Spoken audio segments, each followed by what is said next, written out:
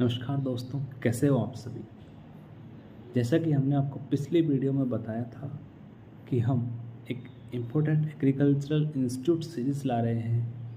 तो दोस्तों, आज हम लेकर आए हैं अपनी सीरीज़ का पहला वीडियो, जिसमें हम डिस्कस करेंगे इंडिया के सबसे प्रतिष्ठित एग्रीकल्चरल इंस्टीट्यूट ICAR के बारे में डिस्कस।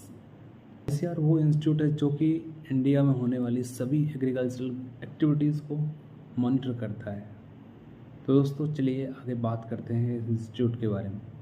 दोस्तों, ICAR का पूरा नाम होता है Indian council of agricultural research.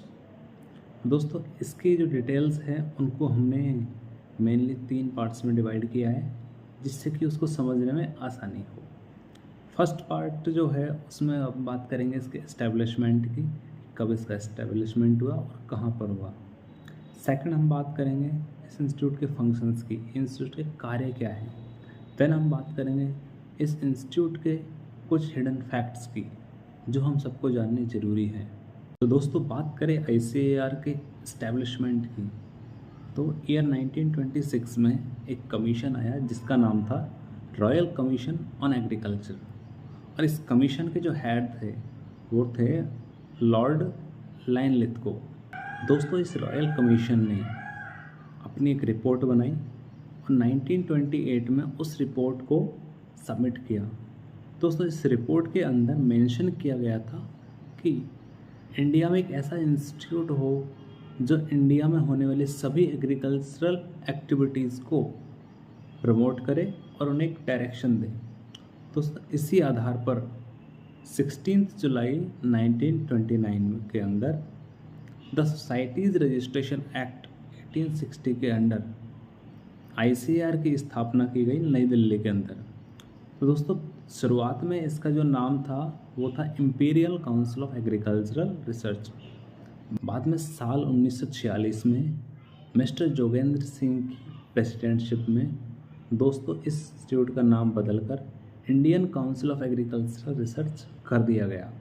तो दोस्तों, अब बात करें ICAR के कार्यों की, तो ICAR के मुख्य रूप से 3 प्रकार के कार्य होते हैं: एग्रीकल्चरल एजुकेशन से रिलेटेड, एग्रीकल्चर रिसर्च से रिलेटेड एंड एग्रीकल्चरल एक्सटेंशन से रिलेटेड।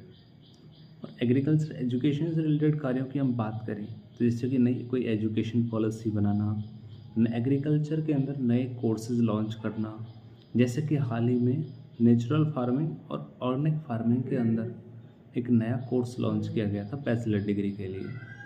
दोस्तों, हम बात करें एग्रीकल्चरल रिसर्च से रिलेटेड कार्यों की, तो जैसे कि नए जो AICRPs कंडक्ट करवाए जाते हैं, all India coordinated research project, and then नए रिसर्च सेंटर्स और रिसर्च इंस्टीट्यूट्स ओपन करना, ये सभी ICAR के द्वारा किए जाते हैं।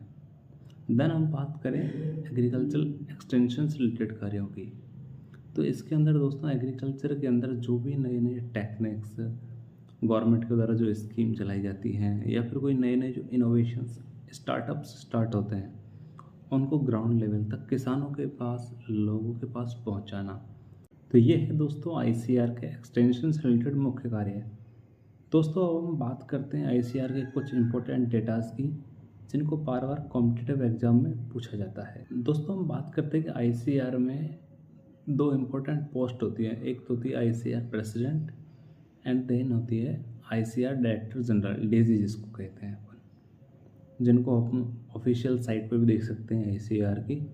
तो सबसे पहले हम बात करते हैं ICAR के प्रेसिडेंट की।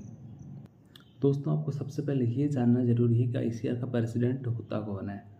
तो ICAR का प्रेसिडेंट होता है हमारा जो कैबिनेट का एग्रीकल्चर मिनिस्टर होता है इंडिया का, वही ICAR का प्रेसिडेंट होता है।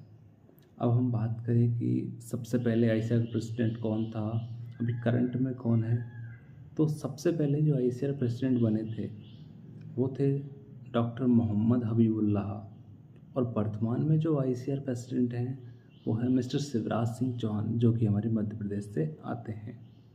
और इनसे जो पहले प्रेसिडेंट थे उनका नाम था मिस्टर अर्जुन मुंडा, जो कि छत्तीसगढ़ से थे। देन हम बात करते हैं DG। जो ICAR का DG होता है वो इसके साथ साथ DARA, डेयर का सेक्रेटरी भी होता है। डेयर की फुल फॉर्म होती है department of agricultural research and education. और हम इसकी कुछ हिस्ट्री की बात करें तो सबसे पहले जो आईसीआर के डीजी बने थे उनका नाम था डॉक्टर बीपी पॉल, जिनको हम बहुत अच्छे से जानते हैं और हम पढ़ते भी हैं। वो एक फेमस रोज़ ब्रीडर थे। उन्होंने रोज़ की बहुत सारी वैरायटियाँ डेवलप की थी। और करंट में जो हम आईसीआर के डीजी की बात करें तो वह डॉक्टर हिमांशु पाठक सर। दोस्तों, आईसीआर से रिलेटेड जितने भी इम्पोर्टेंट पॉइंट्स थे वो हमने ऑलमोस्ट इस वीडियो में डिस्कस कर लिए हैं। और मुझे पूरी उम्मीद है इस वीडियो से आपको कुछ ना कुछ अच्छी नॉलेज ज़रूर मिली होगी। और हाँ, कुछ चीज़ें अगर हमसे छूट गई हैं तो आप उन्हें कमेंट में ज़रूर शेयर करें जिनके बारे में हमें भी पता लगे। क्योंकि दोस्तों देखो, अगर कोई इंसान आपसे कहता है कि वो 100% परफेक्ट है तो वो गलत है, क्योंकि 100% परफेक्शन लाना इम्पॉसिबल होता है। इसलिए अगर हमसे कोई जानकारी छूट गई हो तो उसे आप कमेंट में ज़रूर शेयर करें। और दोस्तों, आपने ये वीडियो यहाँ तक देखा इसके लिए आपका बहुत बहुत धन्यवाद। दोस्तों, इस वीडियो को अपने दोस्तों के साथ ज़्यादा से ज़्यादा शेयर करें और मुझे अपना बड़ा या छोटा भाई मानकर मुझे सपोर्ट करें। तो दोस्तों, मिलते हैं अगले वीडियो में। और आप कमेंट करके ये ज़रूर बताएं कि अगला जो वीडियो हम लेकर आए वो किस इंस्टीट्यूट पर लेकर आए।